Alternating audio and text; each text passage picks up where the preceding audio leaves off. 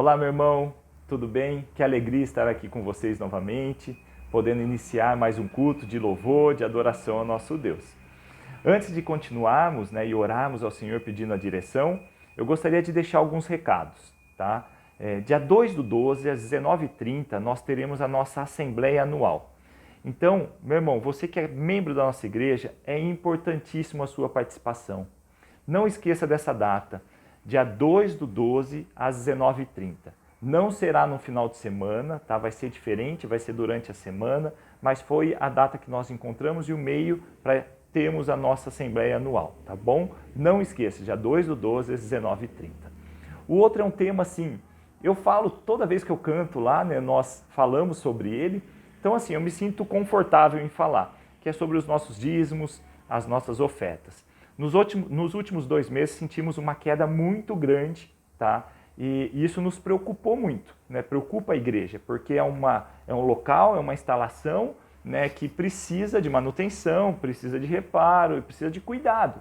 Então, você que participa, que contribui, que está ali na nossa igreja, né?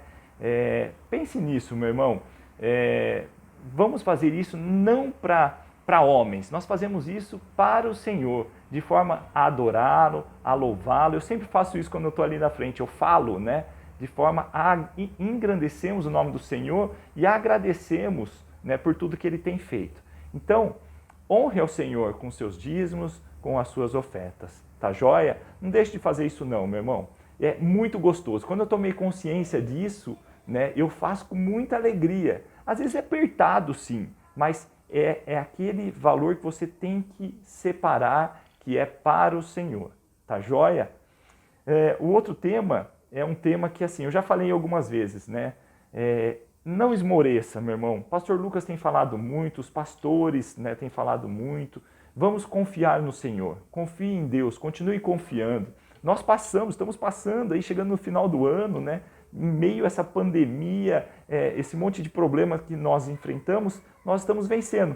Então, agradeça ao Senhor, continue firme, tá? Participe, tá, dos cultos, seja ele online, seja presencial. Se você pode estar de forma presencial, gente, está sendo muito bom, né? Eu estava sentindo muita falta, então está sendo muito bom. Participe conosco, tá joia? Vamos orar ao Senhor agora, pedindo a direção, para que o Senhor tome conta deste culto e fale aos nossos corações. Pai querido, é com muita alegria que estamos aqui novamente, em mais um culto de louvor, de adoração ao Teu nome. Gratos por tudo que o Senhor tem feito. Pedimos agora que tome conta deste culto, que fale aos nossos corações, ó Deus. Que cada um de nós, ó Pai, nesse momento possamos concentrar a nossa mente e o coração, voltar os nossos olhos para o Senhor, para este culto, ó Deus. Separar um tempo para estarmos juntos em comunhão, louvando e adorando o Teu nome. Fale conosco, fique à vontade. Que tudo seja feito aqui, seja para a honra e glória do Teu nome. Em nome de Jesus. Amém. Amém. Deus abençoe, meu irmão. Tenha um bom culto.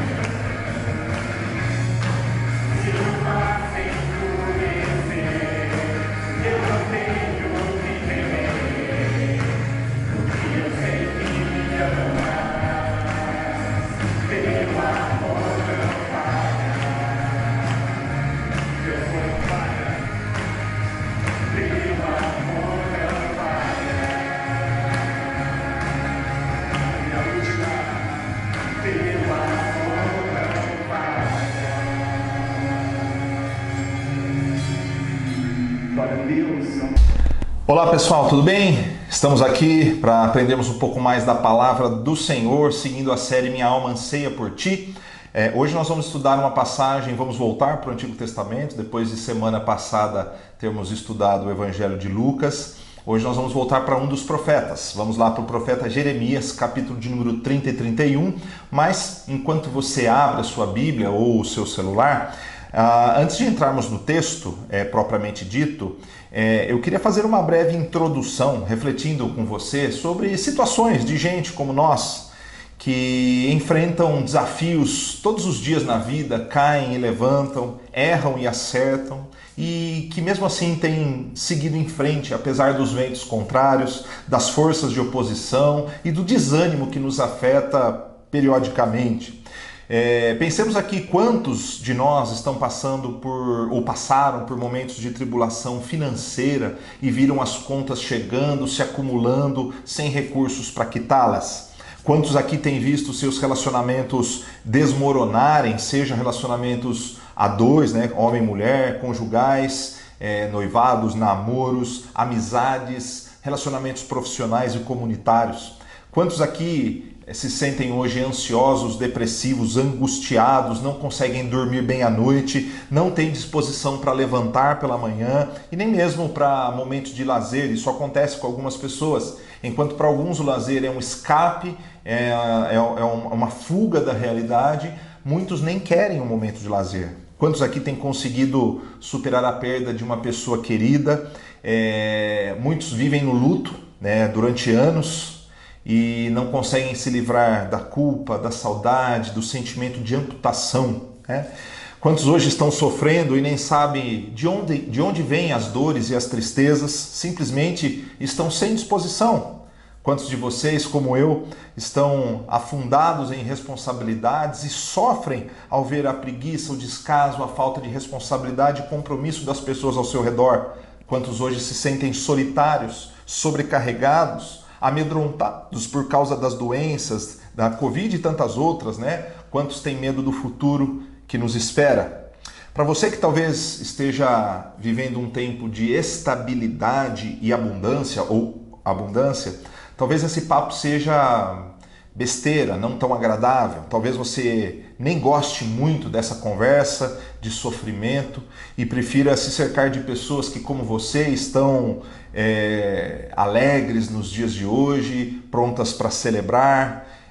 Mas o fato é que, mesmo que você não goste, a sombra das dúvidas, do sofrimento, das dores em geral, elas nos atingem de uma hora para outra em algum momento, né? Um dos principais ingredientes que fazem com que eu e você consigamos prosseguir diante do caos é uma palavrinha pequena, esperança, né? Esperança de que amanhã será outro dia, esperança de que amanhã as coisas vão melhorar, de que as dores vão diminuir, ou e até mesmo passar. Quando não há esperança, não há sentido para lutar, né? As forças se esvaem. E a palavra de Deus, ela está repleta de mensagens de esperança que ganham destaque em meio a esse turbilhão de problemas que temos enfrentado durante a nossa jornada, né? Mas a palavra de Deus não apresenta mensagens de falsa esperança, né?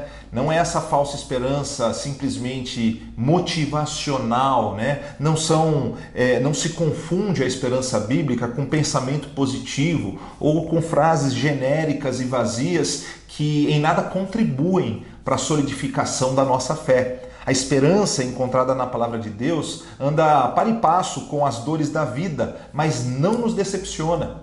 Porque ao mesmo tempo que nós sofremos, quando recebemos uma palavra puramente de pensamento positivo, ela diz o seguinte: não, amanhã vai ser melhor. E a hora que você acorda, você percebe que não está melhor.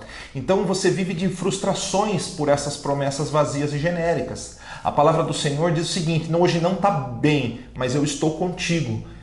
Não temas, eu estou contigo. Não te espantes, eu sou o teu Deus, né? Eu te fortaleço, eu te levanto, eu te ajudo, eu te conduzo, né? Então essa é a esperança que o Senhor nos apresenta na palavra. Mesmo quando tudo der errado para você, ainda assim você pode confiar nas promessas do Senhor. Pois quando tudo nessa vida faltar para você, Ele não te falta. Ele está com você todos os dias e você pode ter a certeza de que depois dos sofrimentos desta vida, o Senhor nos dará uma recompensa eterna. Pensando nisso, vamos analisar apenas algumas das lições encontradas no livro do profeta Jeremias, um homem que pregou para uma plateia de coração endurecido. Ninguém se converteu mediante a sua pregação. Ele sofreu por ver as pessoas se desviarem dos caminhos do Senhor e não darem ouvidos à sua pregação. E o pior, o povo do qual ele fazia parte se voltou contra ele mesmo. Ele anunciava a palavra de Deus e o povo se voltava contra ele, porque a verdade que ele revelava em nome do Senhor não trazia muito ânimo para o povo. Jeremias viveu naquele período conhecido, do qual eu já falei recentemente algumas vezes, em que o povo de Judá, uma parte do povo de Israel chamado Judá, foi levada cativa para a Babilônia por causa dos pecados de todo o povo. Eles seriam então disciplinados pelo Senhor por meio de uma nação pagã. Nós já falamos em outras circunstâncias sobre isso, mas nós não vamos entrar nas questões históricas desse cativeiro, apenas só para citar e contextualizar, né? Em determinado momento da sua obra, Jeremias ele registra com maior ênfase os detalhes do plano de restauração de Deus para o seu povo. Alguns estudiosos chamam os capítulos 30, 31, 32 e 33 de Jeremias de livro da consolação. Se nós pegarmos o capítulo 29, ainda tem algumas menções a essa consolação também da mesma forma, mas especificamente dos capítulos 30 a 33 chamamos de o livro da consolação, né? Da mesma forma que o cativeiro era certo como uma forma de disciplinar o seu povo, o povo de Deus, era certo que o Senhor tinha planos grandiosos também de restauração e de transformação da realidade de sofrimento que eles iriam passar e estavam passando. O cativeiro do povo de Israel no Egito, assim como esse cativeiro babilônico, servem para tipificar a vida como ela é, né? Não somente a vida do povo de Israel, de Judá, mas a minha e a sua vida como servos do Senhor. A escravidão do pecado, as limitações da vida, a esperança no Senhor e a certeza de vitória são realidades para nós hoje, né? Vejamos algumas das lições que Jeremias nos traz e vamos aplicá-las à nossa realidade. Capítulo 30, versos 1 a 3, diz o seguinte: esta é a palavra que veio a Jeremias da parte do Senhor. Assim diz o Senhor, o Deus de Israel: escreva num livro todas as palavras que eu lhe falei. Certamente vêm os dias, diz o Senhor, em que mudarei a sorte do meu povo, Israel e Judá, e os farei retornar à terra que dei aos meus antepassados, e eles a possuirão, declara o Senhor. A primeira lição que nós extraímos aqui é que o servo do Senhor ele precisa ser movido pela certeza da restauração. Esse tem que ser o pano de fundo da nossa vida, né? E não é incomum que em alguns discursos nós precisemos começar pela conclusão, né? A conclusão da nossa argumentação, às vezes, ela tem que iniciar a nossa argumentação. Vou dar um exemplo. Mais ou menos assim, quando você vai tocar num tema polêmico, você diz o seguinte: olha, eu queria deixar claro que sou a favor disso, daquilo, no entanto, queria analisar com vocês o ponto tal. Sendo um pouco mais específico, pensando no incidente, aliás, no assassinato que aconteceu lá no Rio Grande do Sul, numa das lojas do Carrefour, quando você vai fazer uma análise sobre o caso, não é incomum que hoje em dia você tenha que fazer assim, ó: eu queria dizer que aqueles seguranças que mataram o homem no Rio Grande do Sul são assassinos e devem ser punidos no rigor da lei. No entanto, precisamos analisar alguns pontos. Por que essa introdução é importante? Porque às vezes, no processo de argumentação que você faz de alguma história, né? Quando você vai conversar com seu marido, com a sua esposa, com o seu filho, numa apresentação de trabalho, é importante que você deixe claro em alguns momentos essa conclusão, para que durante a argumentação as pessoas continuem a ouvir você, né? Por quê? Porque às vezes você vai fazendo afirmações e as pessoas vão tirando conclusões a respeito de você. Não estou dizendo que esse é o caso aqui, mas antes de fazer as suas argumentações, o profeta faz questão, inspirado pelo Senhor, de apresentar o ponto central. O clímax da história é que eles tinham que ter a certeza de que haveria restauração. Ele vai tratar de temas difíceis, mas no fundo eles tinham que ter a certeza que haveria restauração. Então, antes de começar esse novo discurso, Jeremias reitera um ponto fundamental: Deus vai restaurar a sorte do seu povo. Sorte como sinônimo de destino, futuro, né? Caminho, e não como o oposto de azar, né? É a mesma promessa que precisa estar nas paredes do seu coração e do meu coração. Em cada cômodo da nossa existência precisa estar a frase: o Senhor vai restaurar a minha sorte, o Senhor vai restaurar o caminho dos seus servos, o Senhor vai restaurar o nosso futuro. Nós podemos ter essa certeza, né? Quando a sua vida não estiver não estiver de acordo, estiver sem sentido, quando as dores forem insuportáveis, quando a sua família estiver em frangalhos, sua esperança for abalada e nada mais importar, antes de qualquer atitude insana, impensada, lembre-se sempre que o Senhor vai restaurar a sorte daqueles que nele esperam. Isso tem que estar na parede do nosso coração, né? Pense em Jó, depois do sofrimento de Jó, em que ele perdeu a sua família, suas posses, sua saúde, a sua dignidade, e depois de passar um tempo no pó e na cinza, Jó entendeu os planos do Senhor, e o texto de 42, verso 10, no capítulo da restauração de Jó, a frase é a seguinte: mudou o Senhor a sorte de Jó quando este orava pelos seus amigos, e o Senhor deu-lhe o dobro de tudo que antes possuíra. O Senhor restaurou a sorte de Jó, mudou a sorte de Jó. A ideia aqui não é falar do dobro, das posses terem se multiplicado, mas da abundância para aqueles que esperam no Senhor. Veja que Jó, após entender os planos de Deus, ele não ficou com pena por todo o seu sofrimento, tendo autopiedade. Ele se levantou e passou a interceder por seus amigos, e então o Senhor restaurou a sua vida, mudou a sua sorte. Ele é quem tinha sofrido todas as dores da narrativa bíblica ali do livro de Jó, mas a compreensão da vida e da esperança no Senhor fez com que ele voltasse para o que era correto, a uma vida devocional autêntica. Veja, no início do livro nós vemos que Jó intercedia pelos seus filhos, e depois de restaurado ele continua intercedendo, né? Agora por seus amigos. As dores nos aperfeiçoam e nos fazem abandonar o que é desnecessário ou errado e dão significado também para as coisas corretas que já fazíamos. Tenha essa verdade muito clara em sua mente. O Senhor vai restaurar a sorte dos seus filhos, daqueles que nele esperam. Por isso, se você fazia alguma coisa correta, depois do sofrimento, você vai passar a fazer aquilo com mais sentido, certo de que vale a pena esperar no Senhor, assim como Jó. Ok? Então, primeira coisa, tenha no pano de fundo da sua vida, nos quartos, nos cômodos da sua existência,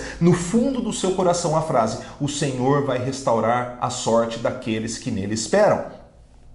Segunda coisa, ligada a essa verdade, que começa a argumentação do profeta Jeremias, no verso 4 do capítulo 30, do 4 ao 7, diz assim, ó: estas são as palavras que o Senhor falou acerca de Israel e de Judá. Assim diz o Senhor: ouvem-se gritos de pânico, de pavor e não de paz. Pergunte e veja: pode um homem dar à luz?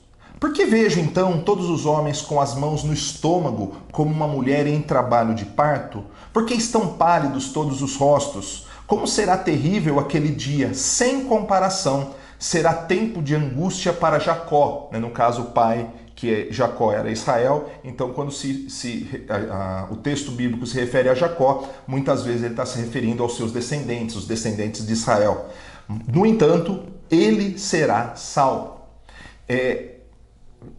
Da mesma forma que nós precisamos entender que o Senhor restaura a sorte daqueles que nele esperam, nós também não podemos desprezar que o Senhor conhece as angústias do seu povo.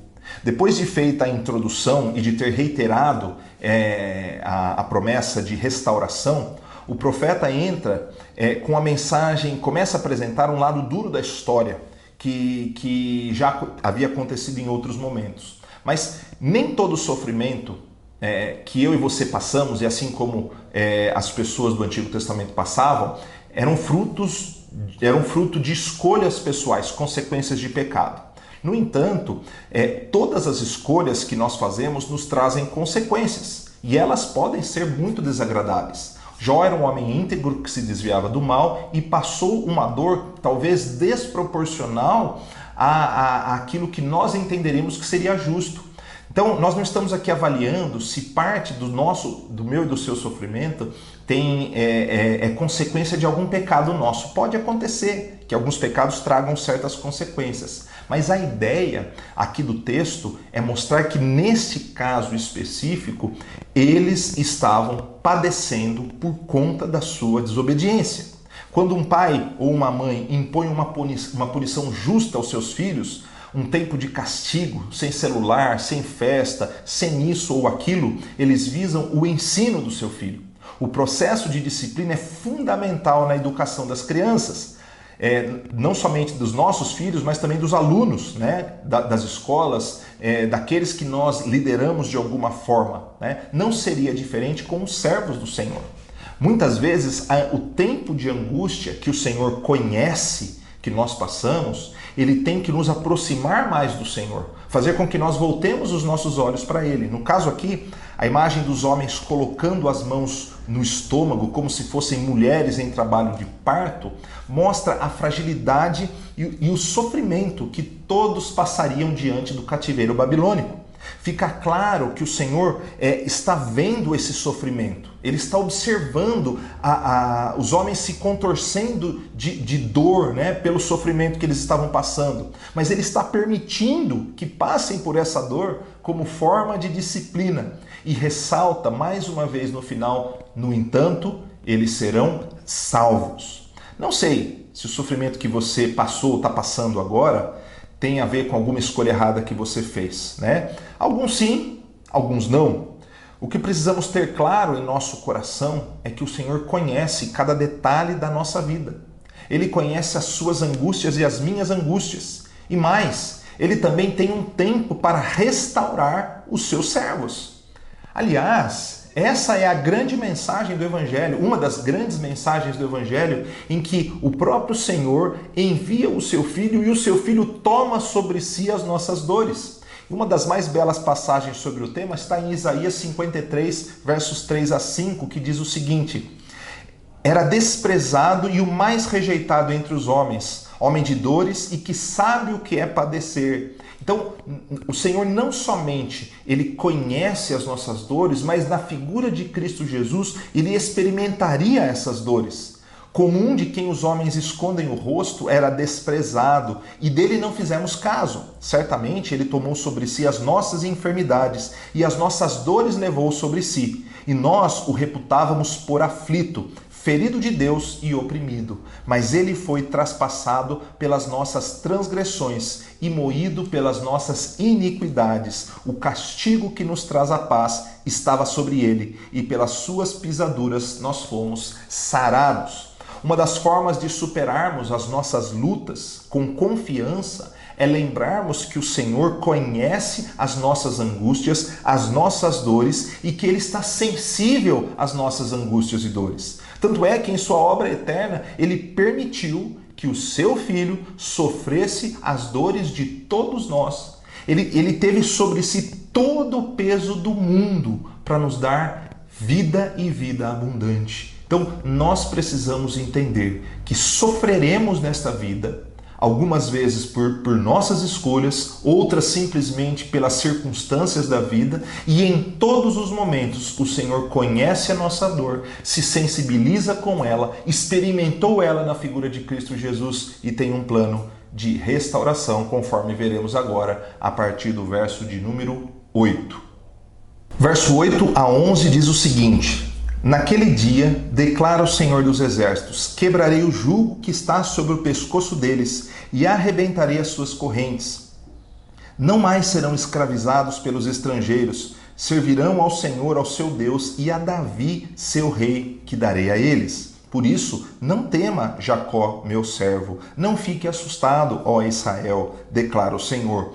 Eu o salvarei de um lugar distante e os seus descendentes da terra do seu exílio.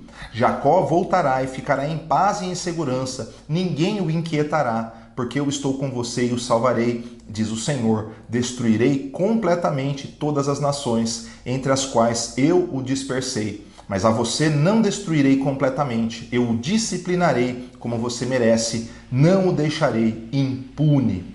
Então, da mesma forma que o Senhor conhece as nossas angústias, o Senhor livra o seu povo do sofrimento. E aqui nós vamos falar de dois níveis de sofrimento. O primeiro deles, o sofrimento circunstancial, mas também falaremos da vida como um todo, do sofrimento como algo inerente à nossa existência. Ele termina o verso 7 falando que salvaria o seu povo e inicia o verso 8 destacando esse dia de salvação. É decretado então o fim da escravidão e um novo tempo de serviço exclusivo ao Senhor.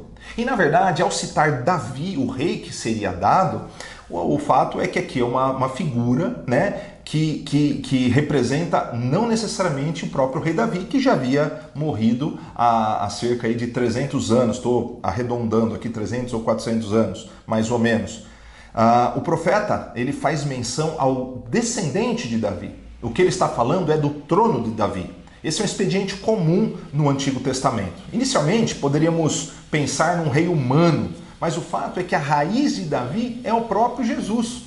Parece-nos aqui uma profecia messiânica de que o trono de Davi seria restaurado depois de anos de reinados impuros e idólatras. E isso só se cumpre na figura de Cristo Jesus. O fato é que o Senhor livrará o seu povo. Ele conhece as suas angústias, as minhas angústias, e tem atuado para restaurar a sorte dos que são seus. Não lemos os versos 12 em diante, mas o Senhor destaca que a iniquidade do povo era grande, não havia remédio, a ferida era incurável. Contudo, após a disciplina, o Senhor traria restauração. Seria necessário confiança e perseverança. Talvez hoje você esteja enfrentando um sofrimento enorme, que nem sempre se conhece o motivo. No entanto, você precisa lembrar que o Senhor conhece as suas angústias e está pronto a restaurar a sua alegria. Mesmo que você conviva com certas imperfeições que são comuns na nossa existência, é normal na nossa vida, o Senhor te convida a confiar e se dedicar exclusivamente ao seu serviço. Porque ele decretou aqui o fim da escravidão de Judá, o fim da escravidão do seu povo. E de fato, a mensagem de Jesus é justamente uma mensagem de libertação. Nós éramos escravos do pecado e agora nós somos servos do Senhor.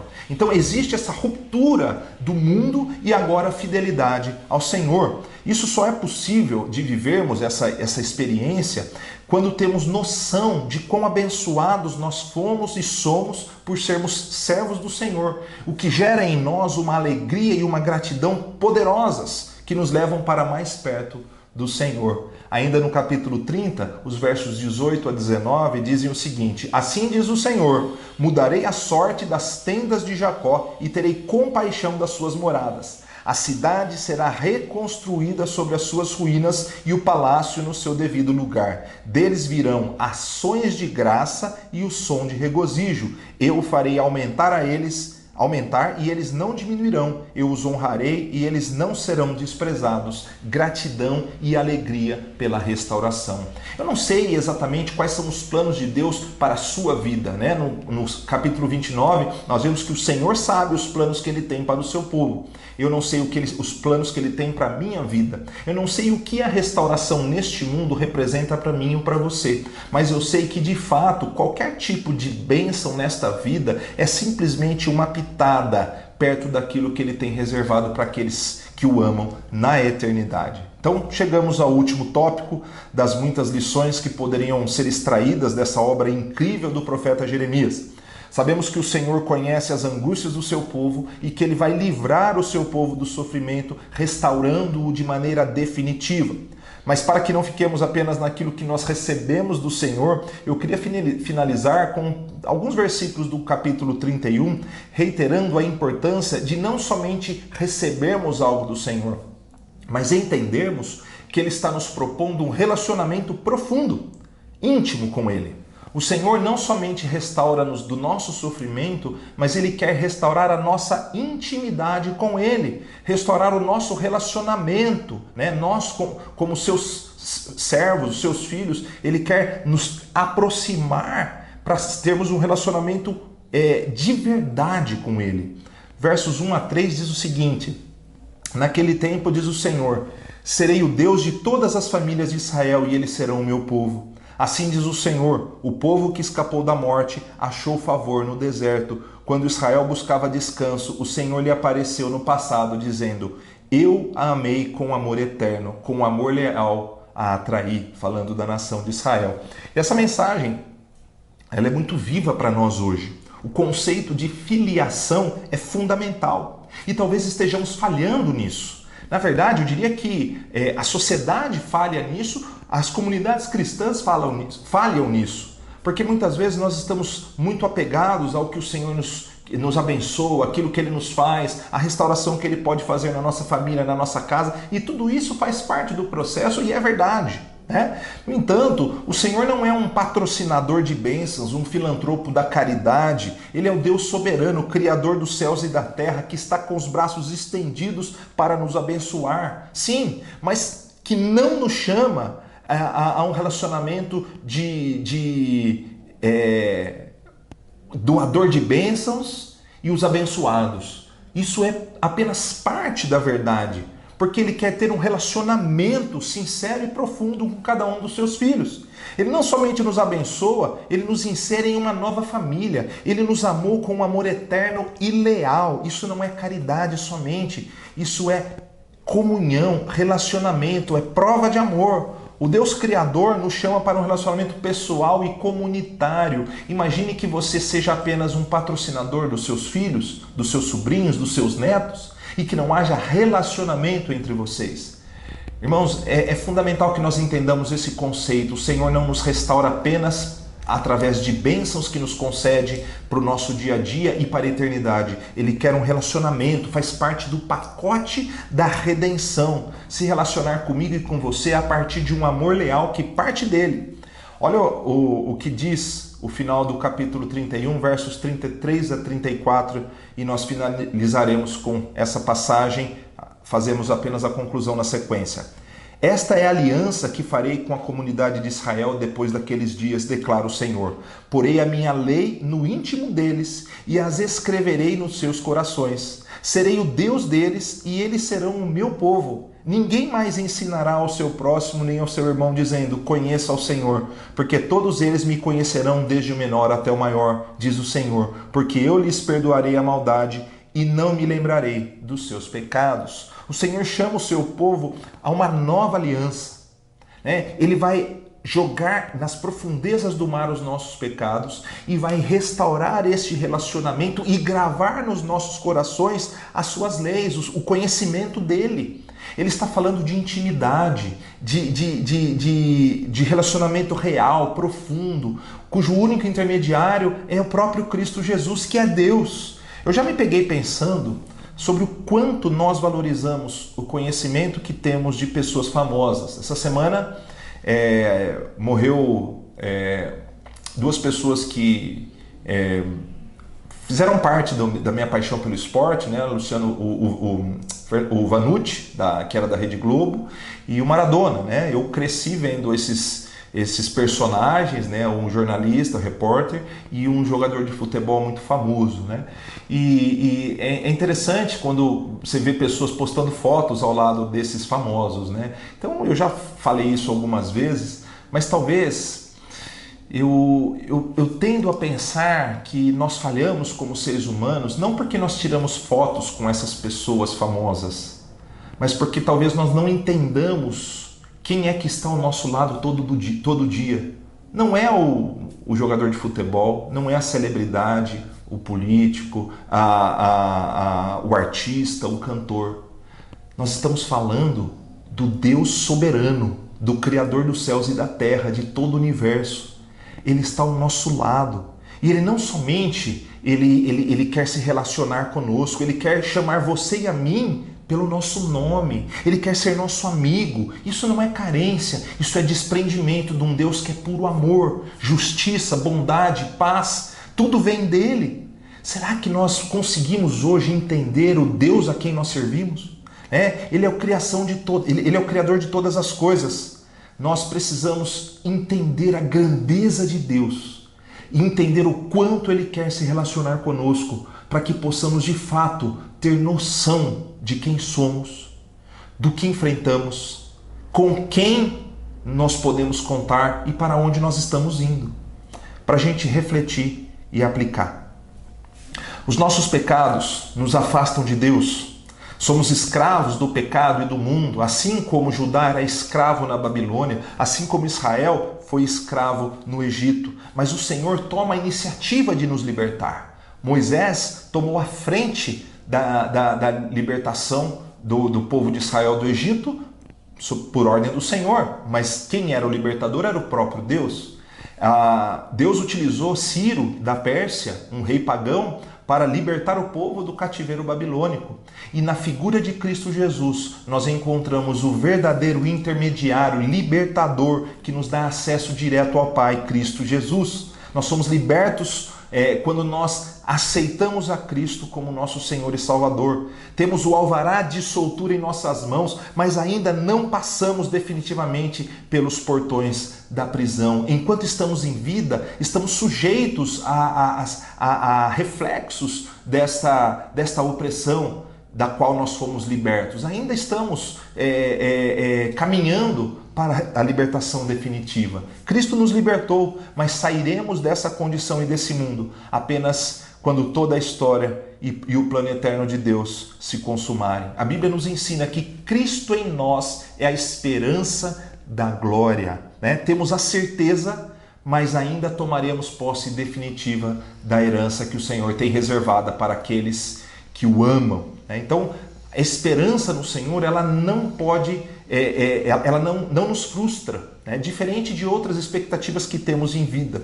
Enquanto estamos nessa vida, vivemos e nos relacionamos com o Senhor, enfrentamos as dores e angústias e somos abençoados, vez por outra, com algum tipo de conquista, como um bálsamo para as nossas almas, como uma gota de eternidade em meio às dores. Uma criança que chega numa família pode nos alegrar, uma amizade nova nos conforta, a arte nos encanta, Mas todas essas questões, todas essas belezas da vida e conquistas são apenas lampejos, gotas do que teremos no final de tudo. Agora nós vemos em parte, mas um dia contemplaremos face a face o Senhor e tudo aquilo que Ele tem preparado para aqueles que o amam. Quando tudo estiver em ruínas na sua vida, lembre que o Senhor mudará a sorte do seu povo e de todos aqueles que nele esperam. Como os israelitas choraram por séculos no Egito, por 70 anos na Babilônia, eu e você podemos viver hoje, libertos da condenação, certos de que o Senhor está atento ao nosso sofrimento e nos trará alívio em tempo oportuno, até que tudo seja definitivamente restaurado, o choro aniquilado, a morte não mais existir, porque estaremos na presença dele. Continue tentando e lutando, e mesmo quando as coisas derem errado, saiba que o Senhor está com você para te levantar, te ajudar e te relembrar que depois da tempestade, depois da noite escura da alma, depois da vida e de suas agruras, há um tempo de paz, alegria, prazer e plenitude reservado para todos os que nele esperam. Confie nisso e vamos orar. Pai, nós te louvamos e agradecemos por este momento. Agradecemos, ó Pai, pela oportunidade de nos debruçarmos um pouco mais na Tua Palavra.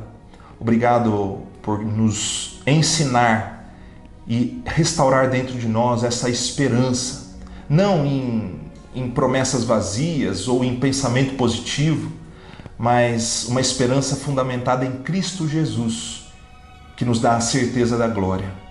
Obrigado, Pai, porque tem trazido a nós esse conforto, a consolação em tempos de sofrimento. E agora, Pai, intercedo pelas famílias, pelos indivíduos que de alguma forma têm sofrido pela ansiedade, pela depressão, pelo medo, pelos desajustes, pelos maus relacionamentos, pela falta de recursos, pela falta de saúde. Pai, traga essa esperança.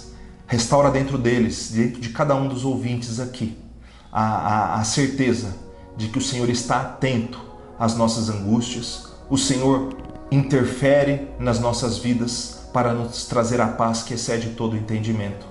E ajuda-nos, Senhor, a confiarmos que o Senhor vai restaurar a sorte de todos aqueles que em Ti esperam.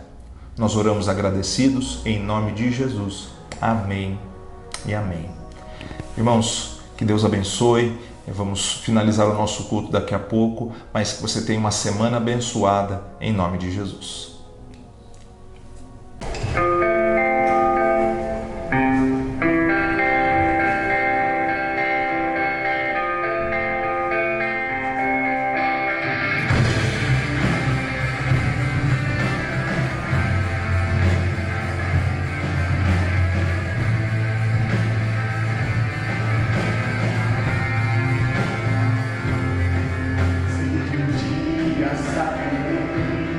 Tudo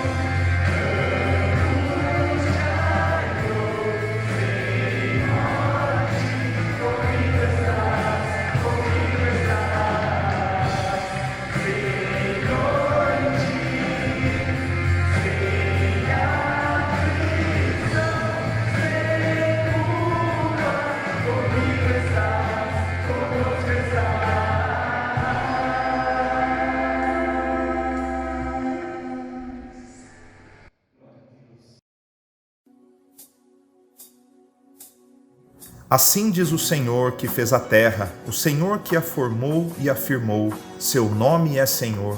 Clame a mim e eu responderei, e lhe direi coisas grandiosas e insondáveis que você não conhece. Mudarei a sorte de Judá e de Israel, e os reconstruirei como antigamente.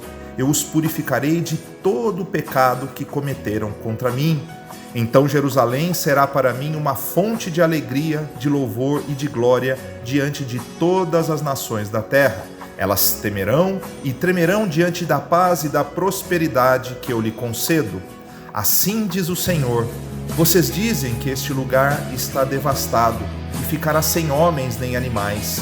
Contudo, nas cidades de Judá e nas ruas de Jerusalém, que estão devastadas, desabitadas, sem homens nem animais, mais uma vez se ouvirão as vozes de júbilo e de alegria do noivo e da noiva, e as vozes daqueles que trazem ofertas de ação de graças para o templo do Senhor, dizendo: deem graças ao Senhor dos exércitos, pois Ele é bom, o seu amor leal dura para sempre, porque eu mudarei a sorte desta terra, como antigamente, declara o Senhor.